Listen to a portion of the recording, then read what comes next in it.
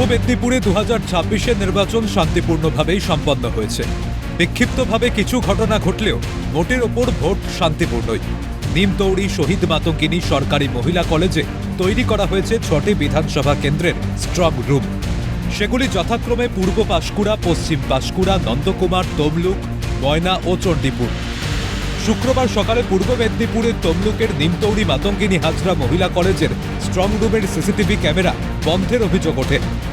তৃণমূল কর্মী মুঘলে আজম বলেন, প্রায় 12 মিনিট বন্ধ ছিল সিসিটিভি ক্যামেরা। আমরা সিআরপিএফ এবং রাজ্য পুলিশকে অভিযোগ করার পর সিসিটিভি আবার চালু হয়। এই বিষয় নিয়ে আমরা খুবই চিন্তিত। সেই মাতঙ্গিনী কলেজে থাকা 6টি বিধানসভা স্ট্রং রুমের সিসি ক্যামেরা আজ সকালে 9:30 নাগাদ হঠাৎ করে বন্ধ হয়ে যায়। তারপরে আমরা সিআরপিএফকে এবং রাজ্য পুলিশে অভিযোগ করায় চালু হয় প্রায় 12 মিনিট পরে।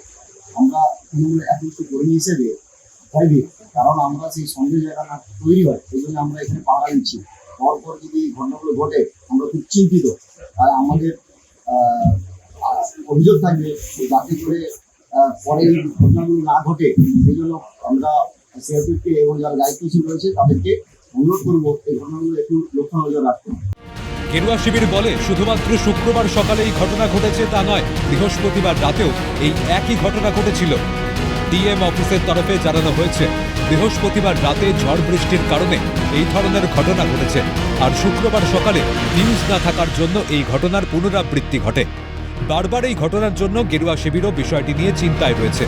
ডিস্ট্রিক্ট ইলেকশন অবজারভার আছেন, অফিসার আছেন, অর্থাৎ ডিএম সাহেব, তার দৃষ্টি আকর্ষণ করেছি। ডিস্ট্রিক্ট ইলেকশন অফিসার আকর্ষণ করেছি এসপি সাহেব, এসডিপিও সাহেব এবং লোকাল থানার আইসি তমলুক, এদের সবার কাছে ভিডিও ফুটেজ পাঠিয়ে বিষয়বস্তু দৃষ্টি আকর্ষণ করতে গিয়ে ওনাদের মাধ্যমে যেটা জেনেছি, গতকাল ঝোড়ো হাওয়ার বৃষ্টিকে কেন্দ্র করে গতকাল রাত্রিতে কিছু সময় বিঘ্ন হয়, সেটা পরবর্তীকালে সমাধান হয়। কিন্তু আজকে সকালে যে ঘটনা ঘটেছে সেটি হচ্ছে ফিউজ হয়ে গিয়েছিল বলে ডিএম সাহেব জানিয়েছেন। তো আমরা ডিএম সাহেবকে বলেছি এটা অত্যন্ত সেন্সিটিভ বিষয়, এখানে এত হালকা করে দেখলে হবে না, এটাকে যাতে পজিটিভ সেন্সে, যাতে এখানে সব সময়ের জন্য এখানে জেনারেটর চালিয়ে অথবা কোনো পদ্ধতি অবলম্বন করে টেকনিশিয়ানকে বসিয়ে যাতে পুনরাবৃত্তি এই ঘটনা না ঘটে সে বিষয়ে সদর্থক সিদ্ধান্ত নিতে জানিয়েছি। উনি আশ্বাস দিয়েছেন এরকম ঘটনার পুনর্বার ঘটবে না।